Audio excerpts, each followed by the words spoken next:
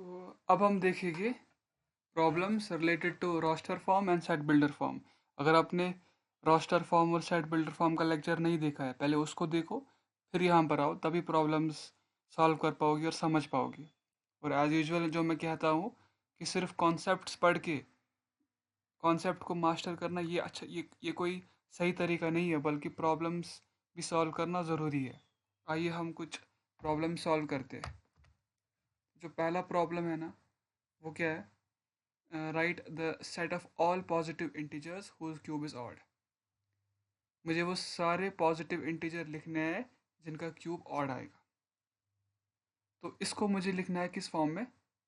Roster form में। कैसे लिखूं? देखो, रोस्टर फॉर्म में हम क्या करते हैं ना, जितने भी एलिमेंट सेट के अंदर होते उन सबको लिखो, separating the elements bye commas and enclosing them in curly brackets. ठीक है, तो क्या इसमें वन आएगा? क्योंकि पॉजिटिव इंटीजर लिखा है ना। जीरो जीरो की बात भी मैं नहीं कर सकता, क्योंकि zero is not a positive integer. One positive integer है, लेकिन क्या वन इसमें आएगा? आएगा। क्यों? क्योंकि वन का क्यूब करोगे ना तो वन ही होता है, और वन ऑड है ना, तो इसीलिए वन इसमें आएगा। क्या टू इसमें आएगा? नहीं सर, क्योंकि टू का क्यूब तो एट है, वो तो इवन है, वो तो ऑड नहीं है, तो टू इसमें नहीं आएगा। क्या थ्री इसमें आएगा? हाँ, थ्री आएगा। क्यों? क्योंकि थ्री का क्यूब 27 होता है, and 27 is a odd number. Three आएगा। 27 नहीं, थ्री आएगा, क्योंकि मुझे वो इंटीजर लिखने हैं जिनका क्यूब ऑड है। ठीक है। अब बोलो, इसी तरह फोर का क्यूब 64 होता है, इवन नंबर, नहीं आएगा। फाइव का क्यूब क्या है? फाइव का क्यूब हमारे पास 125 है, वो आएगा इसमें।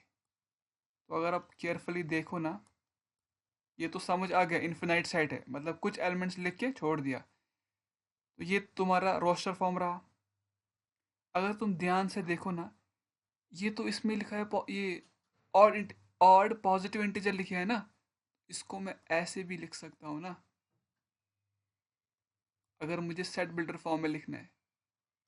X is a positive odd integer. ठीक है, ये भी लिख सकता हूँ। और कोई तरीका है क्या? क्योंकि हमें तो पता है कि अगर एक there exists more than one set builder form for a given set. एक गिवन सेट के लिए तुम्हारे पास एक से ज़्यादा सेट बिल्डर फॉर्म एग्जिस्ट करते हैं। तो इसको मैं ऐसे भी लिख सकता हूँ, इस सेट में हर वो एक्स आएगा such that x is 2k+1, sorry 2k-1, जहाँ पर k तुम्हारा एक नेचुरल नंबर है। क्योंकि ये सब लोगों को पता होगा कि कोई सा भी ऑड इंटीजर होता है ना, इस फॉर्म को होता है 2k-1 का। जनरल नोटेशन उसकी 2k-1 है ना, या टू, अरे वेरिएबल तो कोई भी ले सकते हैं। और यहाँ पर k क्या है? नेचुरल नंबर है, ये ज़रूरी है, वरना अगर तुमने ये लिखा नहीं ना, -1 भी फिर इसमें आ जाएगा। ठीक है। अब क्योंकि मेरे को तो सिर्फ पॉजिटिव ऑड इंटीजर चाहिए ना, तो ये फॉर्म है। और एक फॉर्म लिखने का क्या है, देखो, पहले सीधे लिखो, ये क्या है, इसको थोड़ा थोड़ा कूल वे है ना। हाँ, ये तरीका है। बहुत तरीका है। अगर एग्जाम में तुम ये लिखोगे, ये लिख के छोड़ दोगे, तब भी तुम्हें पूरे नंबर मिलेंगे। ये लिखोगे, ये भी ये भी करेक्ट है। तो ठीक है, तो ये हमारा पहला सवाल रहा। बोर्ड ड्रॉप करते हैं। आई होप तुम लोगों ने कॉपी भी कर दिया होगा। चलो, प्रॉब्लम पहला तो हो गया। दूसरा क्या है? Write the set of all real numbers which can't be written as the ratio of two integer in set builder form. ऐसे रियल नंबर्स, मुझे ऐसे रियल नंबर का सेट चाहिए जिनको हम नहीं लिख सकते ratio of two integers in set builder form. अब इसको सेट बिल्डर फॉर्म में लिखना है। अब कुछ कुछ स्टूडेंट्स बोल रहे तो कुछ समझ नहीं आ रहा क्या करना है। बहुत सिंपल प्रॉब्लम है। एक मिनट, इसको नेक्स्ट समझाने के लिए नेक्स्ट स्लाइड देते हैं।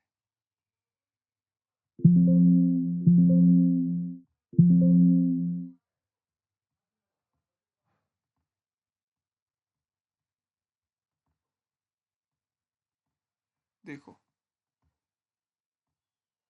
देखो, हमारे पास जो रैशनल नंबर होता है ना, सब लोगों ने रैशनल नंबर की डेफिनेशन पढ़ी है। ये भी हम इसी चैप्टर में फिर से पढ़ेंगे, लेकिन फिलहाल बिकॉज प्रॉब्लम को सॉल्व करने के लिए मुझे इसकी थोड़ी नॉलेज ज़रूरत है। That is why am discussing this thing with you people. Rational number किसे कहते हैं? रैशनल नंबर कोई सा भी नंबर ना इस फॉर्म का, एक्स अपॉन वाई का, एक्स अपॉन वाई फॉर्म का, जहाँ पर एक्स और वाई दो, they are element of integers, और वाई ज़ीरो के बराबर नहीं होना चाहिए, वरना अनडिफाइंड हो जाएगा। जैसे एग्जाम्पल क्या है sir? Three. Three rational number है, क्यों? थ्री को मैं लिख सकता हूँ ना, 3/1 लिख सकता हूँ ना। इसी तरह सर 2/3, सर ये तो फ्रैक्शन है, ये रैशनल नंबर है क्या? ये भी है रैशनल नंबर, क्यों? क्योंकि एक्स अपॉन वाई फॉर्म का है ना, जहाँ पर टू इंटीजर है, थ्री इंटीजर है, तो ये रैशनल नंबर है। ठीक है, इस तरह 1/2। तो तुम देख रहे हो, जो भी रैशनल नंबर है ना, it is it's, I am able to express that number, I am able to express it in ratio, है ना। इसको रेशियो कहते हैं ना, रेशियो के फॉर्म में लिखा हुआ है ना। तो रैशनल नंबर को हम एक्सप्रेस कर सकते हैं किस फॉर्म में? Ratio of two integers. लेकिन देखो प्रॉब्लम में क्या बोला है, मुझे ऐसे रियल नंबर का सेट दो जिनको मैं नहीं लिख सकता इनसाइड बिल्डर फॉर्म। अब हमको पता है, अगर कोई रियल नंबर रैशनल नहीं है तो वो क्या है? इर्रैशनल है। तो यहाँ पर इर्रैशनल की बात हो रही है। तो देखो, एक तरीका तो इसको लिखने का ऐसा है, इसमें वो हर वो एक्स है such that x is a real number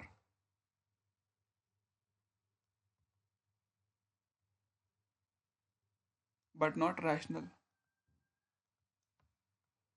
तरीके बहुत सारे, आगे हम देखेंगे बहुत तरीके हैं।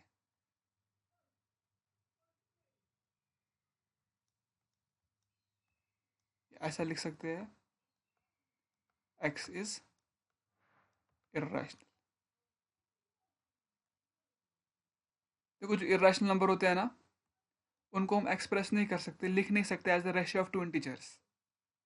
अब तुम ऐसे कोई बोलेगा सर मैं लिख के दूंगा आपको, मैं बोलूंगा ज़रा लिख के दे मुझे, मैं भी तो देखूं कैसे लिखेगा तू। उसने लिखा ऐसे, मान लो इसको रब करते हैं पहले। देखो, जैसे √2 तो एक फेमस इरेशनल नंबर है ना, पाई भी है वैसे। मान लो अभी तुम्हारा ये √2 को बोलेगा, देखो सर मैं लिख के दूंगा ना आपको सर, देखा सर लिख के दिया ना। अरे भाई, ये कौन सा इंटीजर है? ये कौन सा, ये तुम्हारे पास क्या इंटीजर है क्या? ये इंटीजर तो नहीं है ना। इसीलिए ये तुम्हारा नंबर ये रैशनल नंबर नहीं है, क्योंकि रैशनल नंबर में तो दोनों, न्यूमरेटर में भी इंटीजर होना चाहिए और डिनोमिनेटर में भी इंटीजर होना चाहिए। ये तुम्हारा √2 इंटीजर नहीं है यार। √2 does not belongs to set of integer, ये इंटीजर के सेट में नहीं है। और यहाँ तुमने क्या लिखा, समझ आ गया? इसीलिए √2 तुम्हारा, तो कोई भी इरेशनल नंबर पिक करो तुम, उसको तुम p/q की फॉर्म में नहीं लिख सकते, जहां पर p और q दोनों इंटीजर्स है और q जीरो के बराबर नहीं है। आई होप तुमको दूसरा प्रॉब्लम भी समझ आ गया होगा।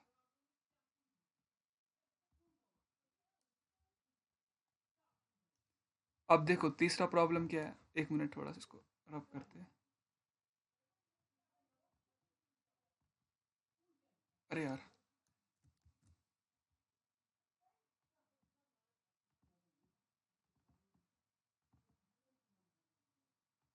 तुम्हारा तीसरा प्रॉब्लम क्या कह रहा है? तुमको ऐसे पॉजिटिव इंटीजर्स का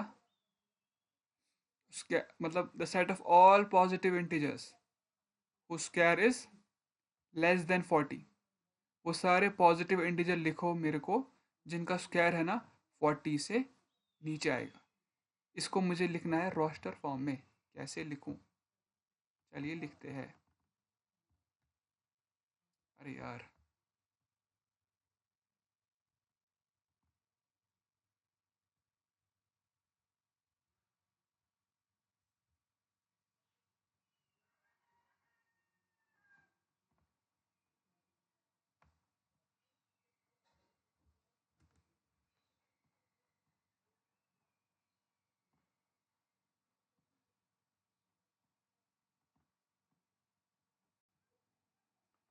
अब हम देखते हैं अपना क्वेश्चन नंबर 3। इसमें क्या पूछ रहा है ये? इसमें हमको set of all positive integer लिखना है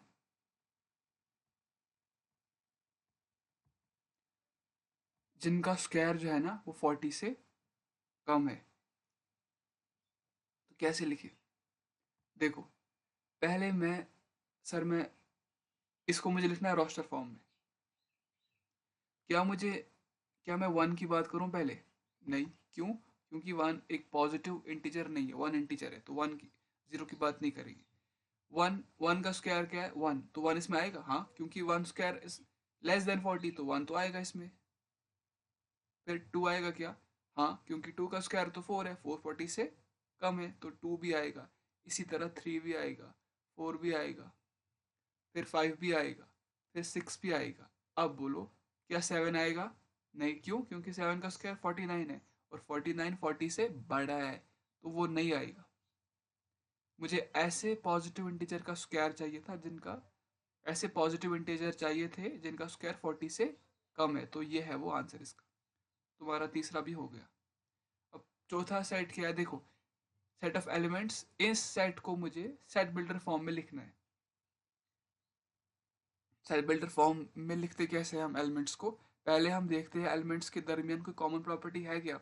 है, तो उसी को हम स्पेसिफाई करते हैं। अब देखो, अगर तुम इस सेट के एलिमेंट्स को देखोगे ना, हर element is a perfect square, right?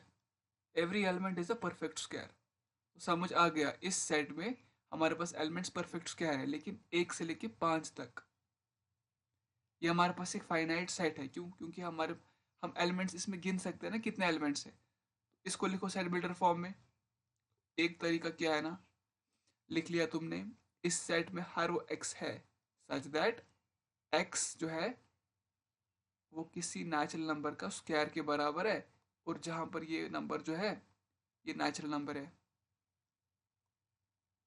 एक मिनट, लेकिन इतना अगर हमने ये लिखा ना तो दिस इज इन्फिनाइट सेट। हमें लिखना पड़ेगा जो y है ना, y का जो वैल्यू है। अरे यार, y का जो वैल्यू है वो तुम्हारा वन से तो बड़ा या बराबर है, या फाइव से बड़ा छोटा या बराबर है। अब ये इस सेट का सेट बिल्डर फॉर्म रिप्रेजेंटेशन हो गई। और एक तरीका भी है, क्योंकि हम जानते हैं there may exist more than one form for there may exist more than one set builder form for a given set. लेकिन जब मैं एलिमेंट्स को स्पेसिफाई करूंगा सबके सेम आएगी। तो ऐसे भी लिख सकता हूँ मैं इसको, such that y belongs to n। और y लिख लिया तुमने, y कहाँ से कहाँ तक। ये लिखना जरूरी है। अगर तुमने ये लिखा ना, ये तुमने नहीं लिखा ये वाला, तो इसका मतलब क्या है ना, इस सेट में तो हर परफेक्ट स्क्वायर आएगा। इस इसके एलिमेंट्स में तो अगर मैं इस सेट के एलिमेंट्स को स्पेसिफाई करूंगा, अगर तुमने ये नहीं लिखा, फिर मैं जब मैं इसके एलिमेंट्स लिखूंगा ना 36 भी आ जाएगा इसमें, लेकिन इसमें तो 36 है ही नहीं। तो ये रिप्रेजेंटेशन है। ऐसा भी अगर तुम्हें इंग्लिश में लिखना है, अगर तुम्हें इंग्लिश पसंद है, उसमें लिख सकते हैं इस सेट में हर वो एक्स है, x is a perfect square, n is greater than one, x is greater than one and less than five, ऐसा भी लिख सकते हैं। लेकिन हम इस फॉर्म को लिखें क्योंकि ये एक अच्छा रिप्रेजेंटेशन है, इसको प्रेफर करेंगे। लेकिन कोई भी लिखो, सब में नंबर बराबर मिलेंगे। तो ये तुम्हारा हो गया पार्ट। अब देखो, अब हमारा छठा सवाल है। उसके लिए पहले हम बोर्ड रब करते हैं। बोर्ड रब हो गया, थोड़ा सा ऊपर, अरे यार, थोड़ा सा ऊपर हम स्लाइड करते हैं। अब देखो, इस सेट ये हमारे पास इक्वेशन है, ये हमारे पास एक इक्वेशन है। मुझे इस इक्वेशन को सॉल्व करना है, और जो मुझे x के वैल्यूज है ना उसको सेट में लिखना है। तो बहुत सिंपल है। अब देखो, ये तुम्हारी क्वाड्रेटिक इक्वेशन है। आगे हम जब क्वाड्रेटिक इक्वेशन चैप्टर स्टार्ट करेंगे, वहाँ हम देखेंगे इस इक्वेशन को सॉल्व कैसे करते हैं, कुछ ट्रिक्स भी देखेंगे सॉल्व कैसे करके। फिलहाल इसको ऐसे तुमने देखा,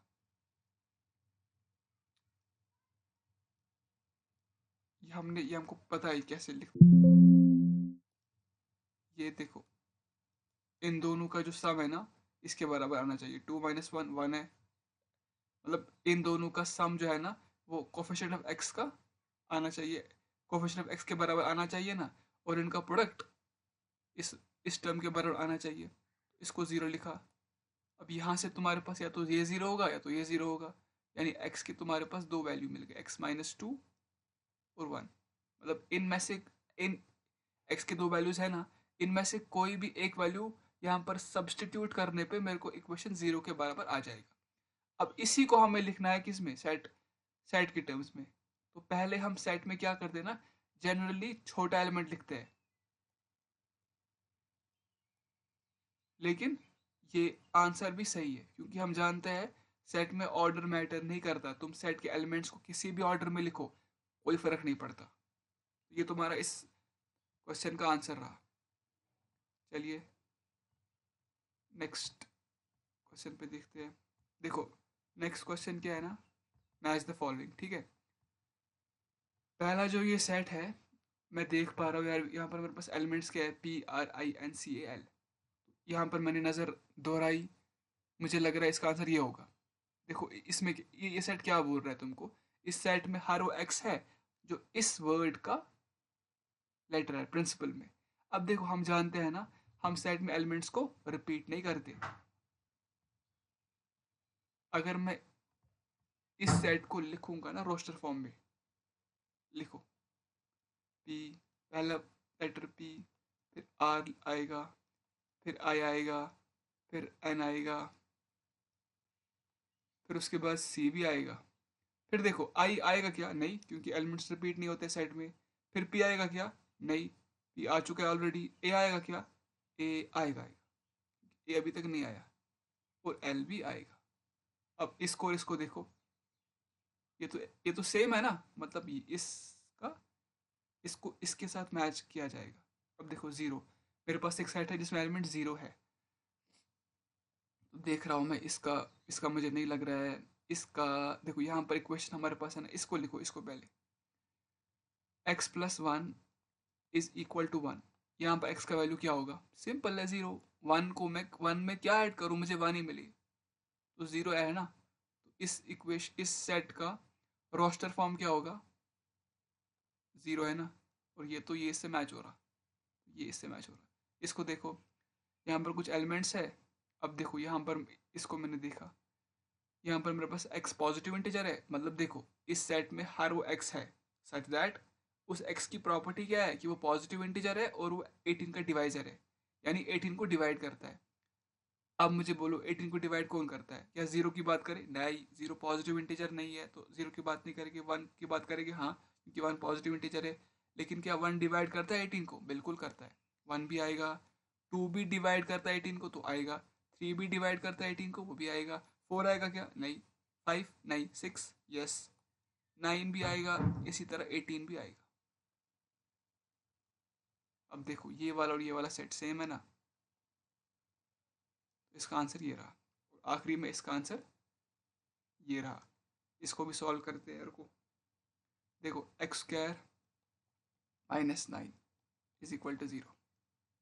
सॉल्व करो इसको, यहाँ पर एक्स से मेरे पास दो वैल्यू आएगी, प्लस माइनस थ्री।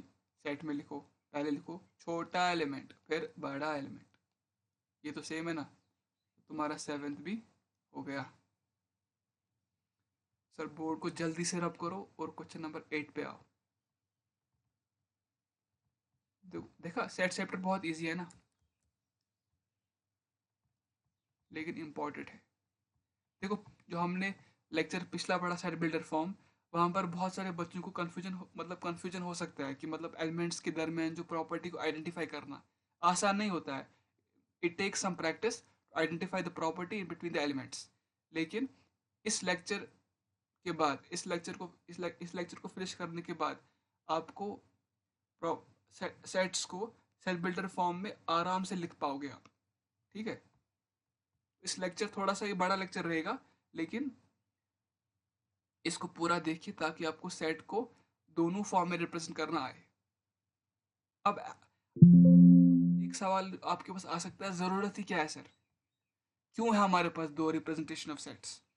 एक आंसर क्या है ना उसका, कभी कभी सेट को ना देखो, हमारे पास कभी कभी सेट को रोस्टर फॉर्म में लिखना आसान होता है, और कभी कभी सेट बिल्डर फॉर्म में लिखना आसान है। इसीलिए हमारे पास दो रिप्रेजेंटेशन है for the sake of ease. इसीलिए ये कभी कभी प्रॉब्लम में बोला गया होगा आपको इसको रिप्रेजेंट करो रोस्टर फॉर्म में, आपको तो यह आना चाहिए। कभी कभी पूछा गया होगा सेट बिल्डर फॉर्म में करो। तो इसीलिए हमारे पास दो रिप्रेजेंटेशन है कि समटाइम सेट को रिप्रेजेंट करना रोस्टर फॉर्म में आसान होता है, और कभी कभी रोस्टर फॉर्म में आसान नहीं होता है, एलिमेंट्स बहुत सारे होते हैं।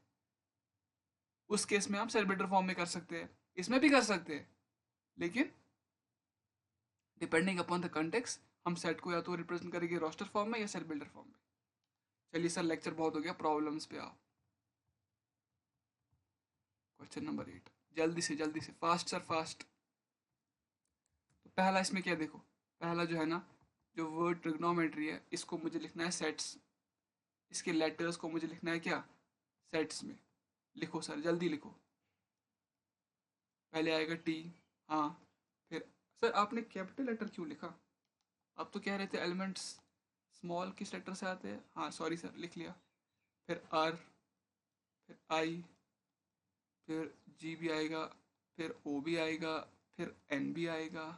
सर सब आ रहे, एम भी आएगा, अरे तो सब आ रहे सर, ई भी आएगा। अब देखो टी आएगा क्या, नहीं आ चुका है। आर आएगा क्या, नहीं आ चुका है। वाई भी आएगा। अब देखो कोई रिपीट तो मैंने एलिमेंट नहीं किया, टी नहीं किया रिपीट, आर भी रिपीट नहीं हुआ, आई भी नहीं हुआ है, जी भी नहीं हुआ है, ओ भी नहीं हुआ है, कोई रिपीट नहीं हुआ है ना। हाँ ये आंसर है इसका। पहला देखो, हमें अब देखो set of all letters in the word Mississippi, Mississippi word में इसको मुझे लिखना है सेट रोस्टर फॉर्म में, क्योंकि बोला गया है ना रोस्टर फॉर्म में लिखो। हाँ पहले एम लिखो सर, कैपिटल मत लिखा करो सर। एम आई एस, उसके बाद एस नहीं आएगा, आ चुका है ना। आई भी नहीं आएगा, फिर एस भी नहीं आएगा, एस भी नहीं, अरे कुछ भी नहीं आ रहा, सब पी आएगा बस। चार ही एलिमेंट्स इस सेट में, ये भी हो गया तुम्हारा। अब तीसरा देखो, mathematics, M A T H E, M लिखूँ नहीं, क्यों, आ चुका है, रिपीट नहीं करता सेट में मैं। ए आया है, टी भी आ चुका है, आई भी आ चुका नहीं है, सी और एस। तो ये बहुत इजी सवाल रहे। लेट अस रब द बोर्ड, लेट मी रब द बोर्ड, सॉरी। चलिए अब देखो चौथा सवाल क्या है। इस सेट में हर वो एक्स है जो रियल नंबर का एलिमेंट है, यानी वो रियल नंबर है सच दैट उसकी प्रॉपर्टी क्या है, वो खुद से बड़ा है। हाँ खुद से बड़ा है, ऐसा तो कोई एलिमेंट है ही नहीं जो, ऐसा तो कोई रियल नंबर हमारे पास है ही नहीं जो खुद से बड़ा है। तो इसका आंसर क्या रहेगा, इसमें एलिमेंट कौन सा आएगा, इसमें कोई एलिमेंट नहीं आएगा, एम्प्टी सेट है। और आगे हम पढ़ेंगे एम्प्टी सेट को हम डिनोट करते हैं फाई से, इस सिंबल से डिनोट करते हैं इसको। सिंपल सिंपल है सर, आगे बढ़ो सर। नेक्स्ट प्रॉब्लम होमवर्क है, क्यों, बहुत ईजी है इसीलिए। देखो हमें ऐसे मंथ्स लिखने हैं जिनमें 31 डेज नहीं आते, 31 डेज नहीं आते। तो क्या जनवरी इसमें आएगा, नहीं जनवरी नहीं आएगा इसमें, क्योंकि जनवरी में 31 डेज होते हैं। तब आएगा सर, अगर लीप ईयर हुआ तो अब तो नहीं आएगा, तब भी आएगा। मार्च आएगा क्या, नहीं सर, क्यों, मार्च 31 डेज होते हैं। अप्रैल आएगा क्या, अप्रैल आएगा। इसी तरह वो सारे मंथ्स लिख लो जिसमें 31 डेज नहीं होते। ये तुम्हारी होमवर्क रही। चलो आगे बढ़ते हैं। नेक्स्ट सवाल क्या देखो, नेक्स्ट सवाल थोड़ा सा कॉम्प्लिकेट दिख सकता है लेकिन है नहीं। रबर रबर करना यूज। चलो सर, ये क्यों कर रहे हो सर, देखो, अरे यार मेरे को 2 डिजिट नंबर लिखना है, नेचुरल नंबर लिखना है जिसका सम ऑफ डिजिट्स इज 9, यानी मैं इसका आंसर बोल रहा हूँ। ऐसे 2 डिजिट नंबर लिखो मेरे को, देखो 2 डिजिट नंबर, ये 2 डिजिट नंबर होगा ना। देखो मुझे ऐसे 2 डिजिट नंबर दो जिनका मैं सम करूँगा ना, यानी जो यहाँ पर लिखा होगा ना यूनिट्स प्लेस पे लिखा होगा, उसका अगर मैं सम करूँगा जो यहाँ पर लिखा होगा टेंस प्लेस पे, तो मुझे सम आना चाहिए 9 के बराबर। यानी देखो यहाँ पर जो तुमने लिखा ना प्लस, तो यहाँ पर लिखा उसका सम 9 के बराबर आना चाहिए। तो 09 आएगा क्या इसमें? 09 इसमें नहीं आएगा, क्यों? क्योंकि 09 टू डिजिट नंबर नहीं होता है, 1 डिजिट नंबर है 09। ठीक है, अब इसमें देखो हम क्या करेंगे ना, पहले यहाँ पर हम 1 से स्टार्ट करेंगे, उसके अकॉर्डिंग देखेंगे कि मुझे यहाँ पर क्या डिजिट रखना पड़ेगा ताकि सम 9 के बराबर आए। ठीक है, अब देखो मुझे पहले मैंने 1 से स्टार्ट किया, यहाँ पर मैं क्या लिखूँ ताकि मेरे को सम 9 के बराबर आए? 8 लिखो, पहला तुम्हारा 2 डिजिट नंबर हो गया। अब मैं यहाँ पर 2 लिखूंगा, अब बोलो यहाँ पर क्या लिखूंगा ताकि सम 9 के बराबर आए? सर 7 लिखो, 2 + 7 9 होता है। अब 3 लिखो, यहाँ पर क्या आएगा? 6 आएगा।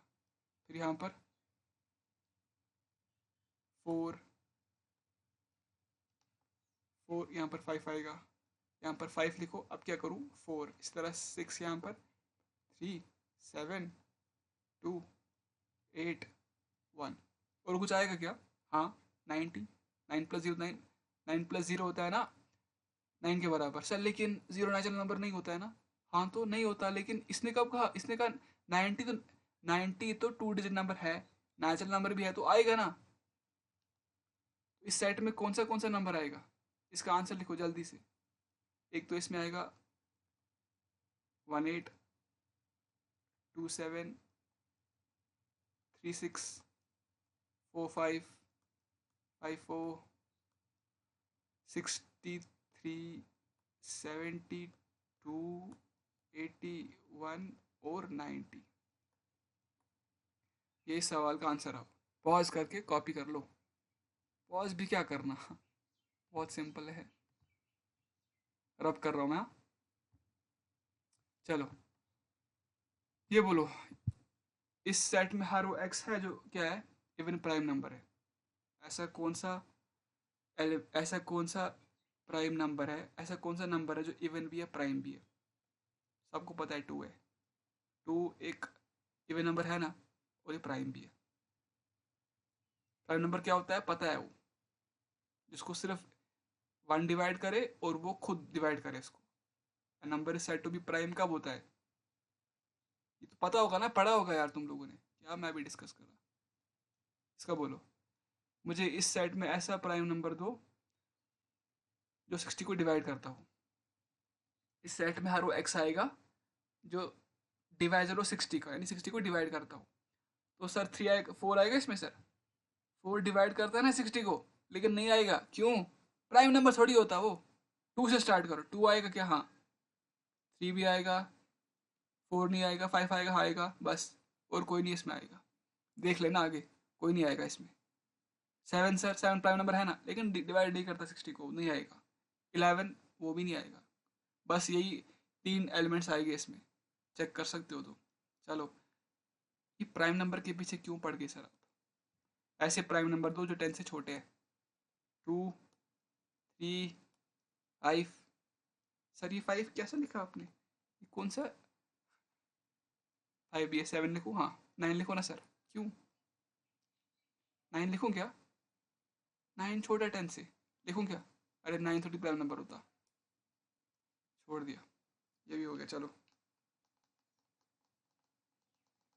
अरे ये क्या कर रहे हो सर? चलो,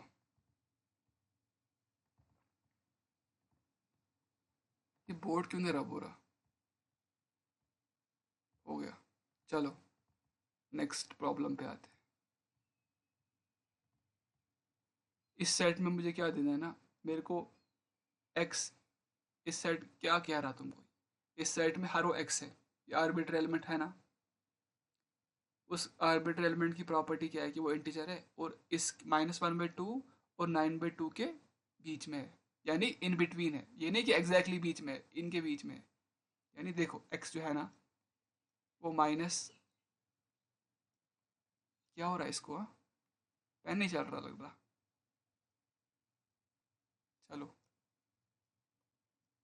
इसको मैं लिख सकता हूँ ना ऐसे, -1/2 को डिवाइड तो करना आता ही होगा तुमको, 4.5। अब देखो x क्या बोला गया? इंटीजर है ना। अगर x बोला गया होता रियल नंबर, हाथ खड़ा कर देता तब सॉल्व नहीं होने वाला था ये। तब तुमको एक अलग कॉन्सेप्ट लगता है इसके लिए, इंटरवल्स कॉन्सेप्ट। लेकिन अभी तुम्हारे पास इंटीजर है, तो अभी मुझे बोलो क्या इसमें ज़ीरो आएगा? हाँ, क्योंकि ज़ीरो 0.5 से बड़ा होता है। मुझे ऐसा एक्स चाहिए जो -0.5 से बड़ा होता है, तो ज़ीरो इसमें आएगा। ज़ीरो इसमें आएगा, वन भी आएगा, टू भी आएगा, थ्री भी आएगा और फोर भी आएगा। फाइव लिखो ना सर, क्यों? अरे फाइव बड़ा है 4.5 से, वो कैसे आएगा? वो नहीं आने वाला। हो गया तो प्रॉब्लम सॉल्व। पॉज करके कॉपी कर लो। पॉज क्या करना, इजी है। सेट्स की प्रॉब्लम्स बहुत इजी है ना। देखो सेट चैप्टर क्या है ना, इजी चैप्टर है लेकिन इम्पॉर्टेंट है। चलो, ये तुम्हारे लिए होमवर्क है। कितनी बार सॉल्व करूंगा मैं स्क्वायर ऑफ इंटीजर, वही इसमें आएगा 1 4 16, सॉरी 1 4 9 16, वही इसमें आएगा। तो ये तुम्हारे लिए होमवर्क रहा। चलो नेक्स्ट प्रॉब्लम पे जाते हैं। अब देखो मेरे पास, देखो इस सेट में हर वो एक्स है, इसकी प्रॉपर्टी क्या है कि वो इस फॉर्म का है। किस फॉर्म का है? 1/2n - 1 फॉर्म का है। और जहाँ पर n मुझे बोला गया है कि n जो है ना, वो 1 बिटवीन 1 और 5 है। 1 ले सकता हूँ क्या मैं? नहीं, क्यों? क्योंकि देखो इसने कहा n 1 से बड़ा है, स्ट्रिक्टली 1 से बड़ा है, इसने ये नहीं कहा n 1 के बराबर है। और यहाँ पर इसने कहा n छोटा है 5 से, स्ट्रिक्टली छोटा है, ये भी ये कहा इसने। हाँ चलो, सर ये कहता भी है। और मुझे n की जगह मुझे n की जगह 1 डालूं क्या पहले? मैं नहीं, 1 नहीं डाल सकता क्योंकि इसने बोला n 1 से बड़ा है। तो यहाँ पर मैं n की वैल्यू क्या ले सकता हूँ? 2 ले सकता हूँ, 3 ले सकता हूँ और 4 ले सकता हूँ। जल्दी से डालो n की वैल्यू। पहले n का वैल्यू क्या डालोगे सर? 2 डालूंगा। डालो। फिर क्या डालोगे? 3, क्योंकि 2 के बाद 3 आता है ना। अरे इसे क्या लिखा सर ना, ब्रैकेट्स। ब्रैकेट्स तो सही से दो सर। 1/2 4। थक गया मैं अब, सच में थक गया यार। बोलो, तबीयत ठीक नहीं मेरी आज। 1/3, 1/5, 1/7। इस सेट में एलिमेंट्स कौन से आएंगे देखो। सबसे छोटा पहले लिखा, 1/7 सबसे छोटा होता है, उसके बाद 1/5, उसके बाद 1/3। लेकिन ऑर्डर मैटर सेट में नहीं करता। तुम चाहो तो पहले 1/3 को पहले लिखो, डज नॉट मैटर। अरे यार, चलो कॉपी कर लिया होगा ना? नहीं किया तो अब करो, अभी करो, करो जल्दी पॉज।